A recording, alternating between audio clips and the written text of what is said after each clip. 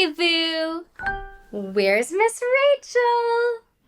Peekaboo! Can you do that? Peekaboo! Over the past few years, something surprising has happened on YouTube.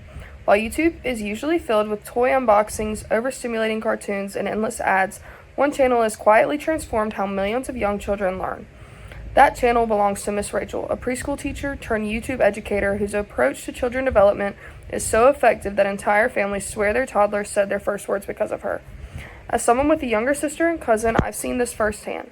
Before they ever spoke, they were signing words like more, milk, and all done because of Miss Rachel. But why her? Why do her videos seem to support children in ways most kids' media simply doesn't?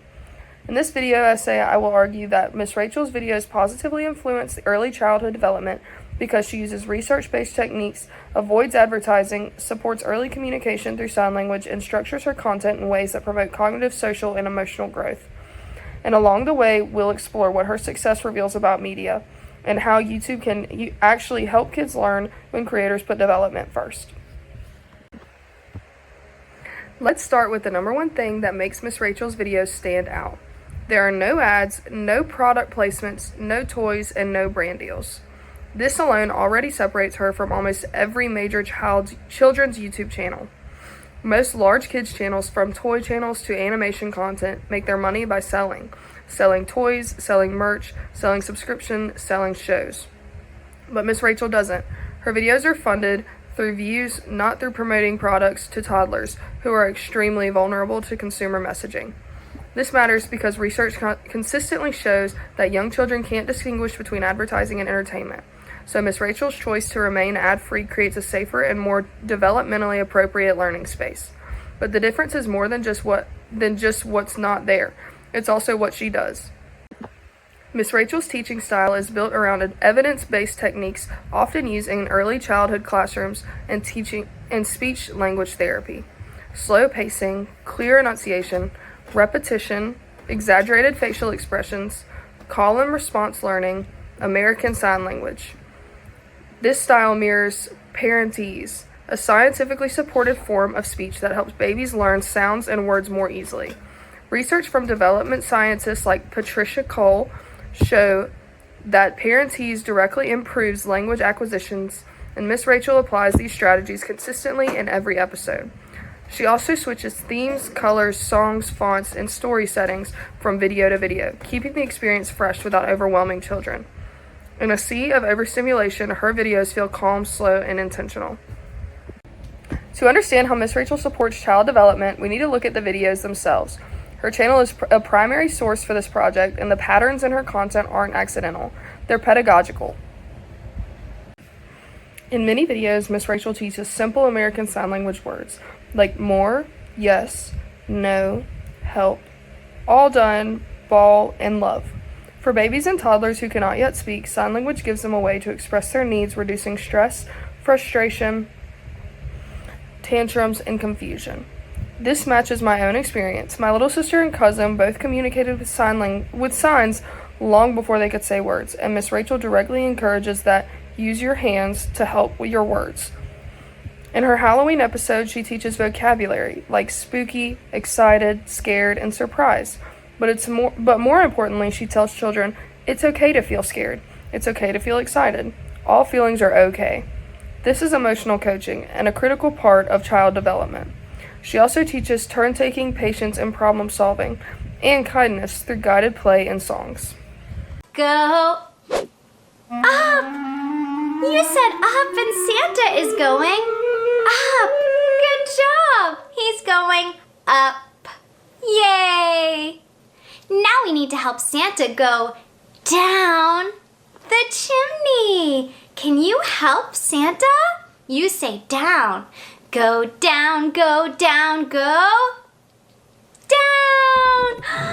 Santa's going down the chimney. Good job. Yay. You did it.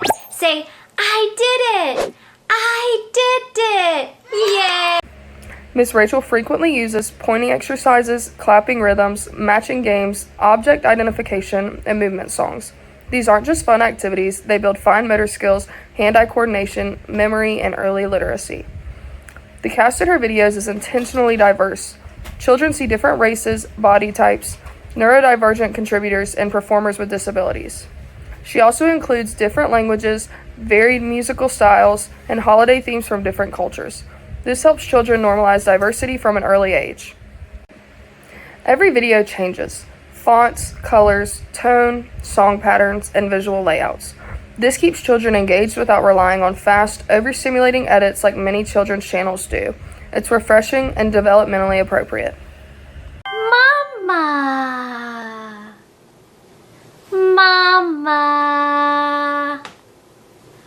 Mama.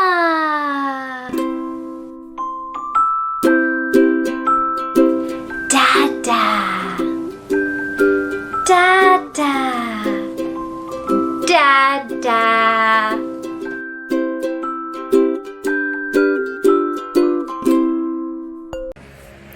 To understand why Miss Rachel's content works so well, we can turn to research on children's media and learning.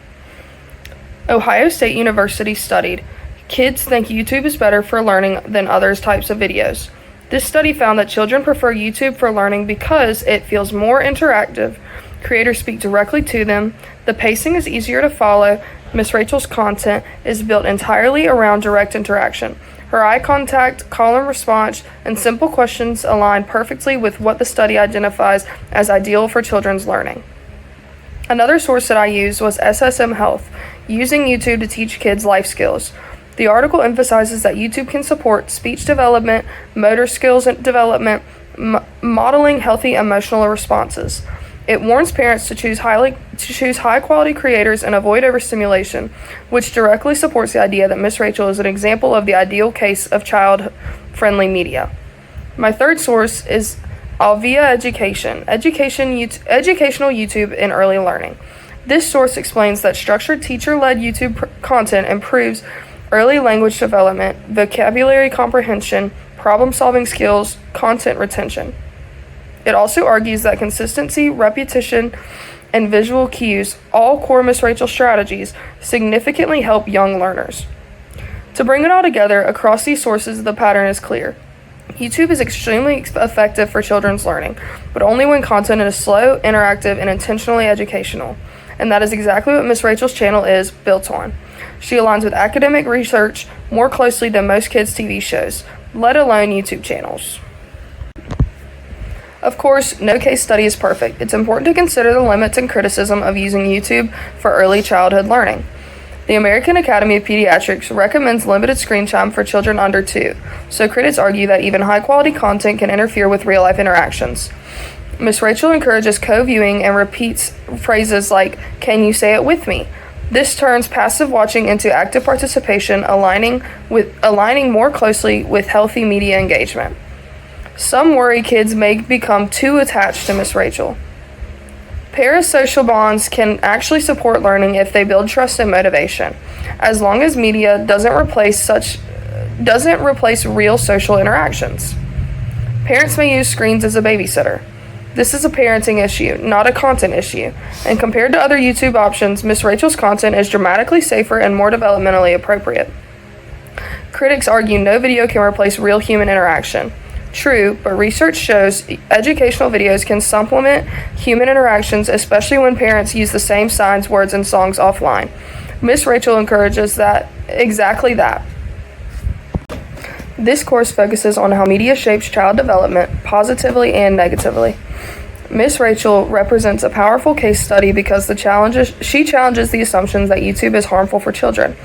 Her videos show that when creators remove ads, prioritize education, align content with child development research, use slow pacing and direct engagement, and maintain diversity and inclusion, YouTube becomes not just safe but beneficial. She effectively models what high-quality digital childhood education can look like, and her success suggests parents are craving content that isn't overstimulating, commercial, or chaotic, but intentional and developmentally appropriate. In a world full of loud, overstimulating kids' videos, Miss Rachel stands out by doing something radical, slowing down. Her videos reflect real early childhood education. This helps kids speak, sign, identify emotions, and develop motor and cognitive skills. And the research backs it up. Children learn better from interactive, slow-paced, and intentional content, especially on platforms they are already drawn to like YouTube. So while no screen can replace human interaction, Miss Rachel shows us that YouTube doesn't have to be a digital danger zone. With evidence-based teaching, inclusive storytelling, and a commitment to ad-free learning, she's proving that children's media can be gentle, educational, and genuinely good for kids. And for millions of families, including my own, that impact is real.